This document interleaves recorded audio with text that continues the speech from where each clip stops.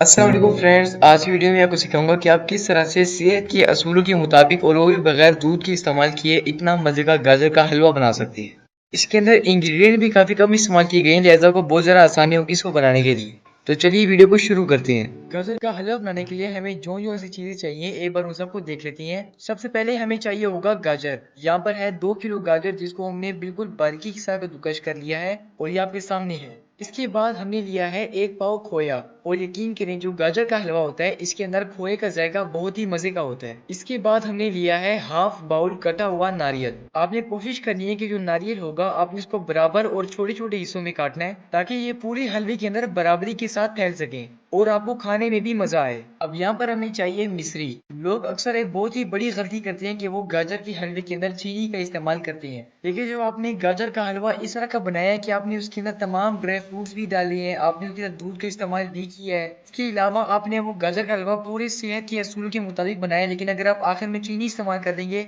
तो उसका कोई फायदा नहीं है। लिहाजा यहाँ पर आपको मिश्री इस्तेमाल करनी होगी। और जो मिश्री होती है, चूंकि इसका जो जायका होता है ये चीनी से 2 गुना ज़्यादा तेज होता है, इसीलिए आपको इसको चीनी के मुकाबले में आधा इस्तेमाल करना पड़ेगा। फर्ज करें कि अगर आपको 2 कप चीनी इस्तेमाल करनी पड़ती है, तो फिर आपको मिश्री 1 कप इस्तेमाल करनी पड़ेगी। और अगर आपको 1 कप चीनी इस्तेमाल करनी पड़ी है, तो फिर आपको मिश्री आधा कप इस्तेमाल करनी पड़ेगी। और आप मिश्री को किसी भी पंसार से बासानी खरीद सकते हैं। और यहाँ पर आप देख रहे हैं सब्ज़ इलायची, जो कि पाउडर की फॉर्म में है। अगर आप सब्ज़ इलायची को गाजर के हलवे के अंदर इस्तेमाल करते हैं, तो फिर जो गाजर का हलवा होगा वो काफ़ी महकदार होगा और इससे खुशबू भी बहुत ही अच्छी आएगी। और जिस बर्तन के अंदर हम इस हलवे को पकाएंगे वो है कढ़ाई। मैंने यहाँ पर बहुत ही बड़े साइज की कढ़ाई ली है, क्योंकि हमने इसको बिल्कुल हल्की आंच पर और सिर्फ स्टीम के ऊपर पकाना है। इसको हम तेज आंच के ऊपर बिल्कुल भी नहीं पकाएंगे। अब यहाँ पर आप क्या करेंगे कि आप सबसे पहले यहाँ पर डालेंगे गाजरों को कढ़ाई के अंदर। अब हम इसके अंदर डालेंगे नारियल को। नारियल को इतनी जल्दी इसके अंदर डालने का मकसद ये है कि ये जो पूरा हलवा है सारा स्टीम के ऊपर पकेगा। और जब स्टीम के ऊपर पकेगा तो फिर ये काफ़ी आसानी से ही नरम हो जाएगा। अब यहाँ पर जो मिश्री है वो मैं आधा बाउल मिश्री इसके अंदर डाल देता हूँ। मैं यहाँ पर जितनी भी बड़े बड़े पीसीज हैं, सबसे पहले उन पीसीज को इसके अंदर डाल रहा हूँ, क्योंकि जो छोटी पीसीज होती हैं वो दोबारा फिर कभी काम आ जाती हैं। अब यहाँ पर जो पानी है, मैं 1 बाउल पानी लेता हूँ और बिल्कुल इसकी सेंटर के अंदर डाल देता हूँ। यहाँ पर जो चूल्हे की आंच है वो आप खुद ही देख रहे हैं, सबसे कम पॉसिबल जो आंच थी उन्होंने चूल्हे की रखी है और इसी के ऊपर ही आपको हलवे को पकाना होगा। अब यहाँ पर जो हलवा है उसको मैं आंच के ऊपर रख दिया है और मैं इसको 15 मिनट के लिए छोड़ देता हूँ। 15 मिनट के लिए मैं इसको बिल्कुल ढक के रख दूंगा और 15 मिनट बाद आकर देखूंगा कि ये किस तरह का है। अब यहाँ से हम ढक्कन खा लेते हैं और माशाल्लाह से देखते हैं बिल्कुल 70% तक जो है ये हलवा पक चुका है। यहाँ पर ऐसे करते हैं, थोड़ा सा चम्मच हिलाने के बाद इसके अंदर थोड़ा सा पानी डाल लेते हैं, ताकि इसको थोड़ा सा और भी पानी मिले, ताकि स्टीम पैदा कर सके। और जो ये 30% कच्चा रह गया है, ये वो भी 30% जो है स्टीम के अंदर ही पक जाए। इसको एक बार फिर से मिक्स कर लेते हैं और अब इसके ऊपर ढक्कन रख लेते हैं। और अब मैं आऊँगा 20 मिनट के बाद। इससे पहले जो मैंने टाइम दिया था वो दिया था 15 मिनट का, और जो अभी टाइम दूंगा वो होगा 20 मिनट का। अब यहाँ पर जो हमने 20 मिनट दे दिए हलवे को, तब तक हम ऐसा करते हैं कि जो हमारा खोया है इसको हम ग्रेट कर लेते हैं, यानी कि कद्दूकश कर लेते हैं। कद्दूकश करने का फ़ायदा क्या होगा कि जब भी हम गाजर के हलवे को खाएंगे तो फिर हमें हर एक लुकमे के अंदर खोए का जायका मिलेगा। और यहाँ पर जो खोया है इसको मैंने फ्रीज किया हुआ है, ताकि मैं इसको बिल्कुल आसानी के साथ ग्रेट कर सके।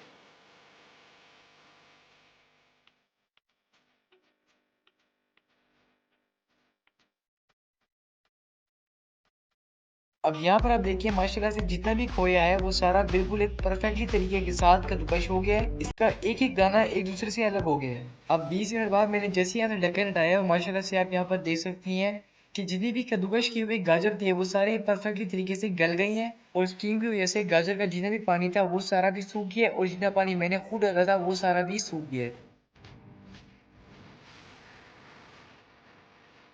और अब बारी आती है यहाँ पर देसी घी डालने की। मैं इसमें 2 चम्मच देसी घी ही डालूंगा। अगर आपके पास देसी घी नहीं है तो फिर कोई आप आम का घी भी डाल सकते हैं, और अगर आपको घी अच्छा नहीं लगता तो फिर आप इसके अंदर ऑयल भी डाल सकते हैं।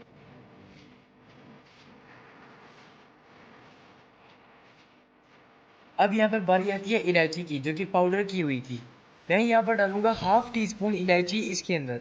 इलायची का ये फायदा होता है कि जो हलवा होता है इसके अंदर एक अलग ही महक आ जाती है।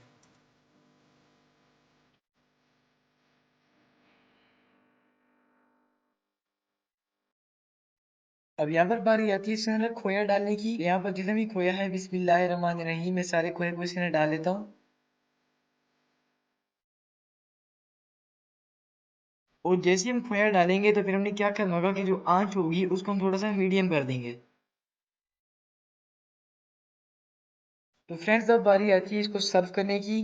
ये जो हलवा है ये मुकम्मल तौर पे सेहत के असूलों के मुताबिक बना है। और सबसे मज़ेदार बात चूंकि ये स्टीम पे बना है तो फिर इसके अंदर जितने भी विटामिन होते हैं जितने भी मिनरल्स होती हैं वो सारे ज़ाया नहीं होते। क्योंकि आपने अक्सर देखा होगा कि जो बाजारों के अंदर हलवा बनता है उसके अंदर दूध डाला जाता है और फिर उसको इतना ज़्यादा उबाला जाता है कि जो दूध होता है वो सारा सूख जाता है। तो दूध के सूखने के साथ साथ जो दूध की मिनरल्स होती हैं वो सारी भी ज़ाया हो जाती हैं, जितनी भी विटामिन होती हैं वो सारे ब्रेक हो जाती हैं। और जो गाजर के अंदर जितने भी विटामिन होते हैं जैसे कि विटामिन ए बहुत ही एक जरूरी विटामिन होता है गाजर के अंदर, ये भी ब्रेक हो जाता है, लिहाजा हमें इसका फायदा नहीं मिलता। लेकिन ये जो हलवा है ये स्टीम के ऊपर बना है, लिहाजा ये आपको फायदा जरूर देगा। अब यहाँ पर बारी आती है इसको टेस्ट करने की। जैसे मैंने इसको टेस्ट किया इसका जायका बहुत ही मजे का था।